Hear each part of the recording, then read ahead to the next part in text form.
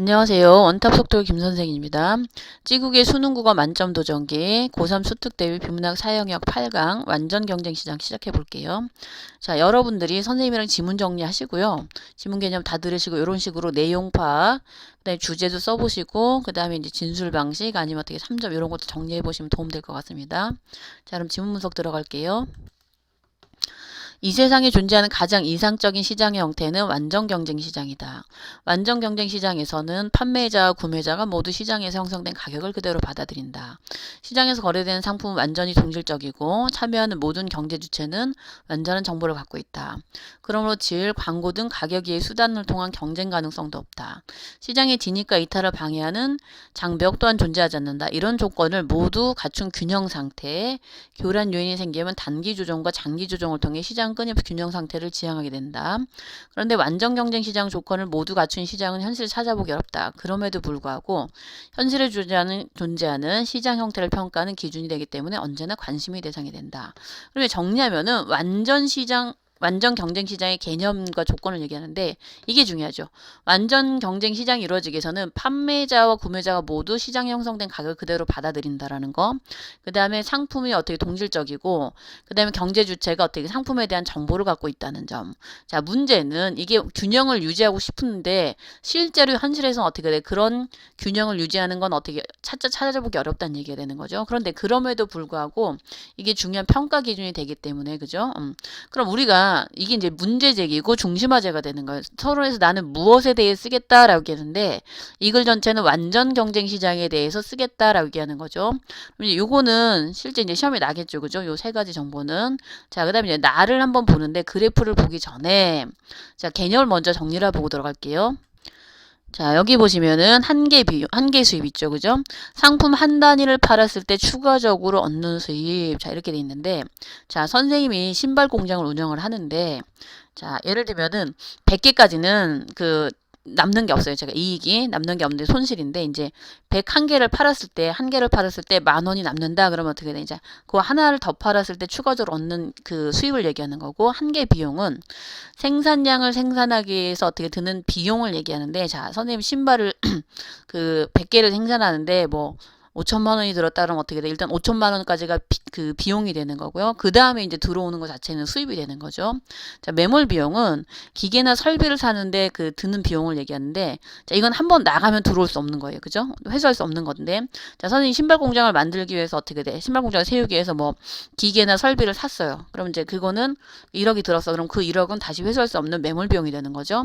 그 다음에 이제 기회 비용은 실제로 지출하지 않았다 해도 비용의 성격을 갖고 있는 모든 어떻게 돼? 포괄적 비용을 얘기하는 거고요. 그 다음에 이제 투하 자본은 실제로 사업하는 들인 자본. 선생님 만약에 이제 신발 공장한테 뭐 1억 5천이 들었어. 그럼 그게 이제 투하 자본이 되는 거죠. 자, 요 개념들 머릿속에 정리하고 가셔야지 내용 이해가 빨라질 거예요. 자, 이제 질문 다시 들어갈게요. 자, 이제 나부분 보면은 그래프가 먼저 나왔잖아요. 그죠? 이제 그래프를 여러분들은 그래프 보면 굉장히 어렵고 힘들다라고 생각하시는데 자, 일단은 그래프를 먼저 분석을 하고 들어가시는 게 굉장히 좋아요. 그래프는 지문에 대한 정보를 알 수 있고 그 다음에 이제 무엇을 중심으로 우리가 어떻게 지문을 읽어야 되는지 그래프를 봐야 되는지 먼저 한번 확인 좀 하고 갈게요.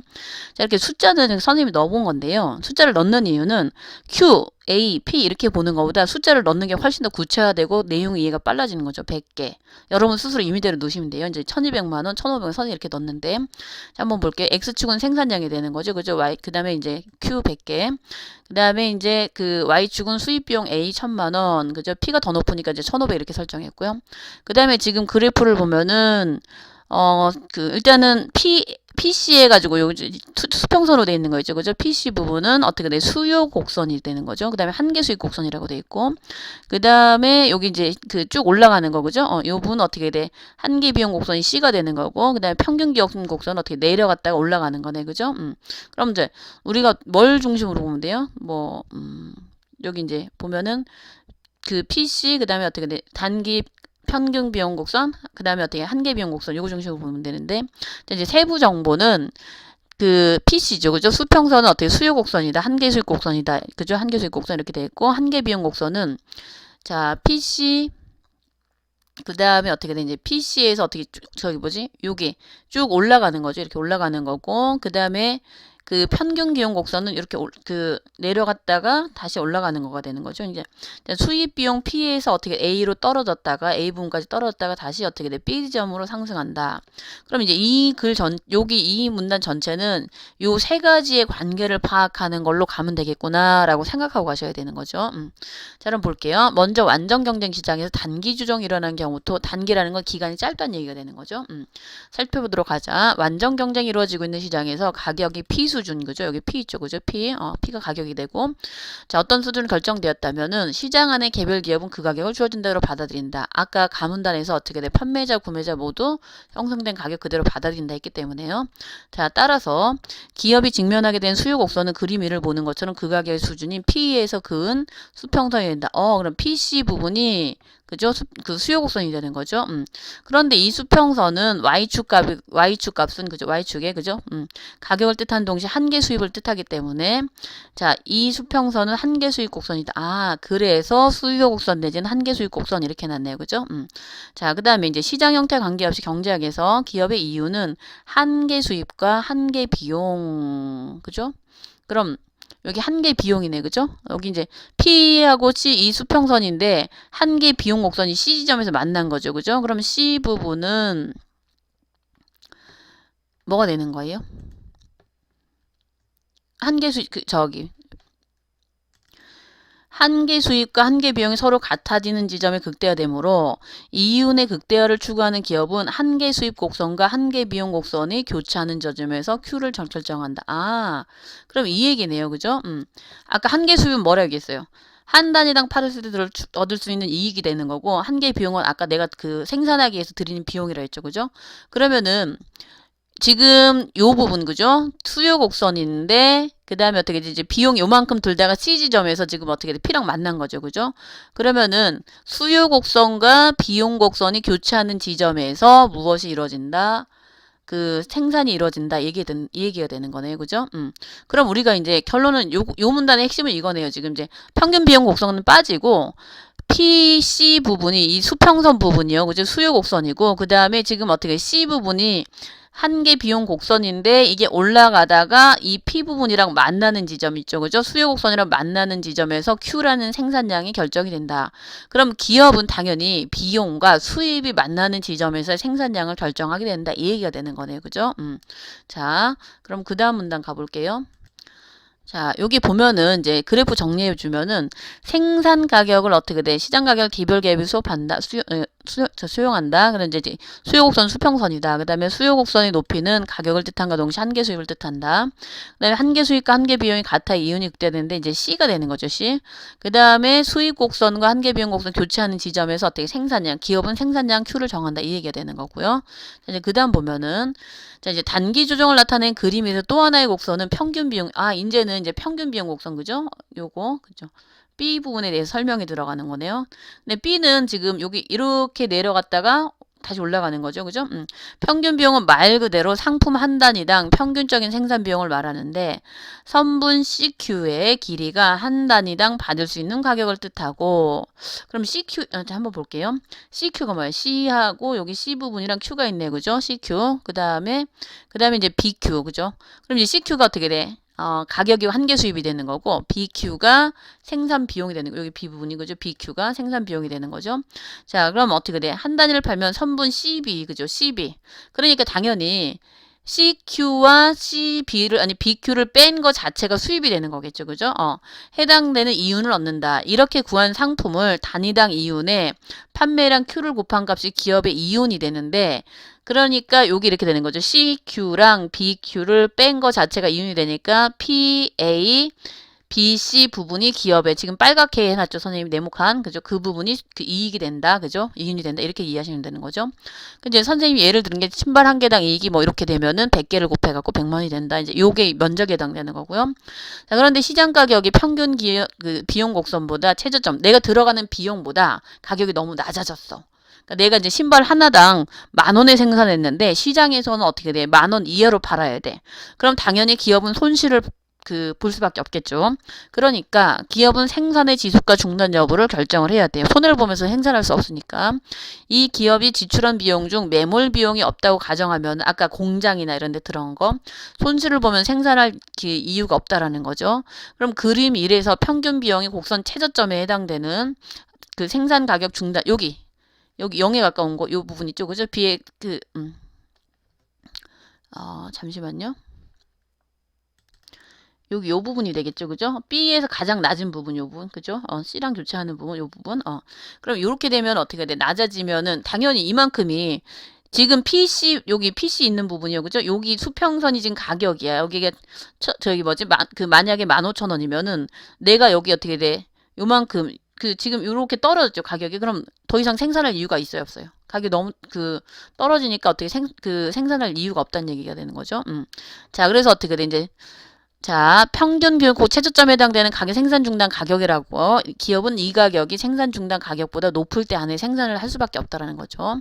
자, 그럼 정리해주면 이 부분이에요. 자, 요거는 관계를 보시면 되는 거고, 결국 요 이렇게 뺀 거 자체가 CB가 되는 건데, 이 부분이 어떻게 돼? 이윤으로 남고, 이 부분 전체가 어떻게 돼? 기업의 이익으로 남는다. 이것만 이해하시면 되는 거고요. 그 다음에 기업은 당연히 어떻게 돼?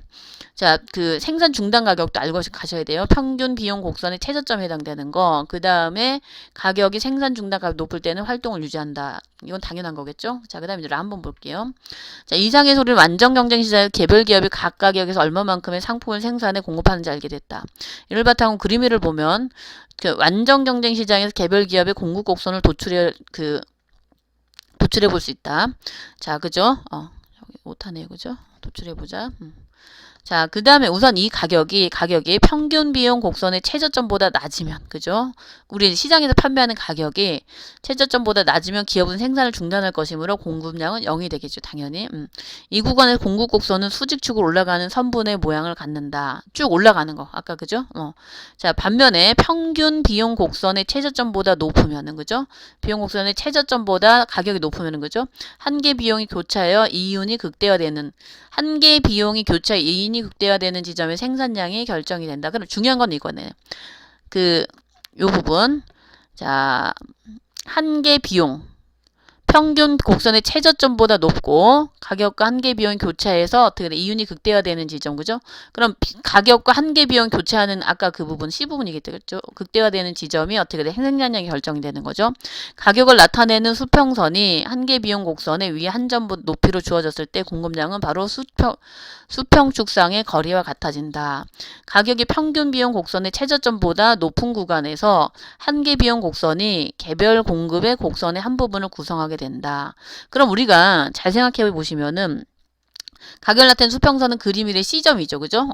여기 C, 여기 있죠. C, C 부분. 그러면은 C점을 포함한 수평선으로 가정하면은 공급량은 PC에 해당되는 거죠. PC. 여기. 그죠?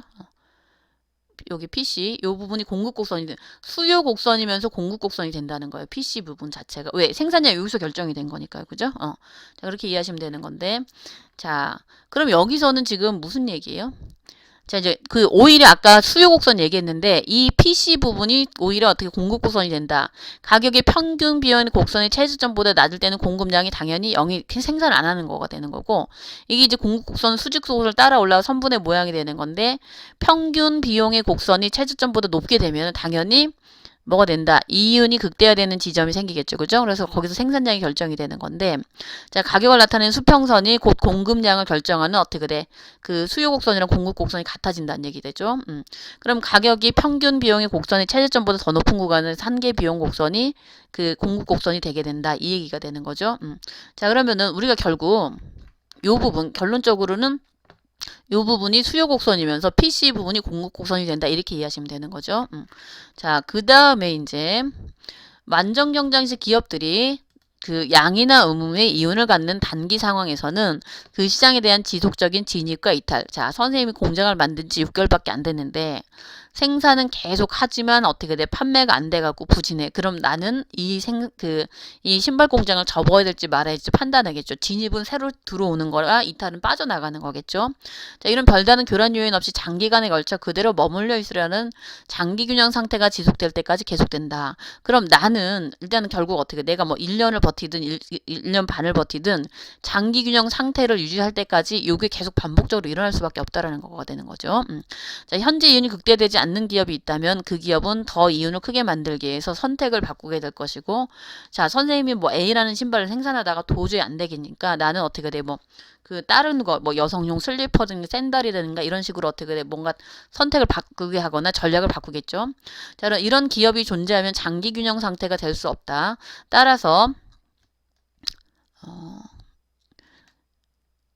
완전 경쟁 시장의 장기 균형을 위해서는 이제 이게 중요한 거예요. 기업의 이윤이 극대화돼야 돼. 장기 균형 이렇게 당연한 거겠죠, 그죠? 이윤이 극대화돼야 되고, 자, 이탈이 일어나지 않으려면은 이렇게 이제 들어오고 빠져나가는 게 계속 일어나지 않고 그냥 장기적으로 유지되려면은 극대화된 대윤이 이윤이 0이어야 된다. 이거 좀 이상한 얘기죠. 이윤이 제로인데 어떻게 장기 균형을 유지하지? 이게 좀 이해가 안 되겠죠, 그죠? 이건 좀 이따 설명이 될 거고요. 마지막으로 시장 전체의 수요량과 공급량이 맞아떨어져 균형이 이루어지는 조건, 당연히 기업의 입장에서는 내가 팔려고 하는 소비자가 살려고 하는 수요량과 내가 생산한 공급량이 서로 맞아떨어지면서 당연히 균형이 유지가 되겠죠, 그죠? 자, 이제 요게 이제 중요한데 이거 잘 이제 뒤에서 자세히 설명이 되니까 잘 이해하셔야 될 것 같아요. 자, 즉 그림이 이제 그림 2가 또 나왔네요. 그죠? 그런데 우리가 이제 먼저 한번 비교를 해보고 할게요. 그림 1이랑 그림 2가 차이가 있어요. 이걸 알고 가시면 좋은데. 자, 이제 보통 보면은 아까 이제 PC였는데, 그죠? 수평선이 어떻게 되는지 수요곡선인데, 여기는 이제 PG로 바꿨네요. 그죠?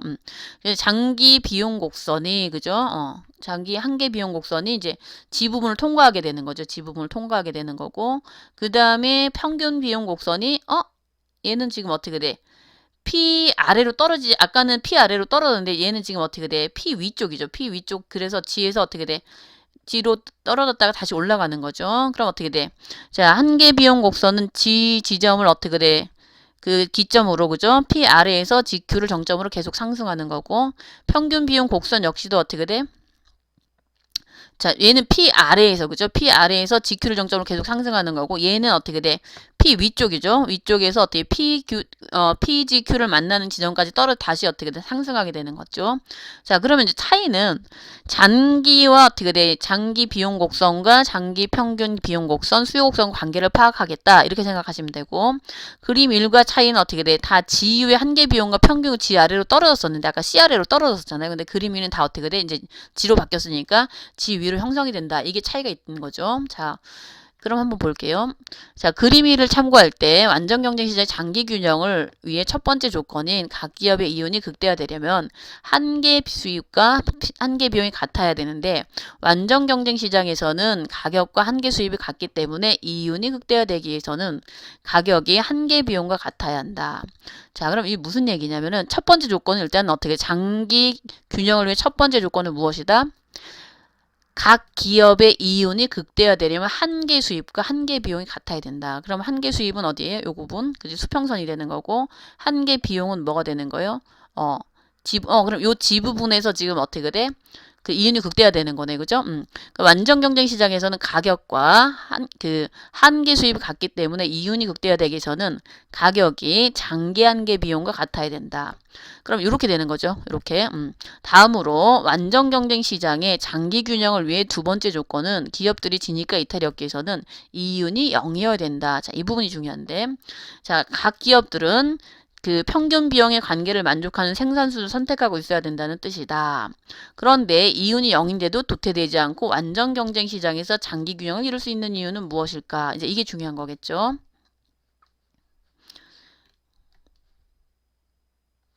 자, 여기서 말한 이유는 수입에서 기회비용을 뺀 경제적 이윤이다. 그리고 투하자본에 대한 정상적인 수익은 기회비용의 일부로 포함되어 있다. 투하자본에 대한 정상적인 수익은 정상이윤이라고 불리는데, 이윤이 0이라는 말은 기업이 생산활동에 들인 비용과 정상이윤을 합한 수입만큼 올렸다는 것이다. 자, 이렇게 이윤을 얻기 힘든 기업들이 도태될 이유가 없다. 자, 그럼 마지막으로 완전 경쟁 장기 세 번째 조건은 자, 수요 공급량이 같아야 한다는 것이다. 어떤 시장이 충족되는 균형 조건이다. 자, 요거는 다시 한번 설명을 할게요.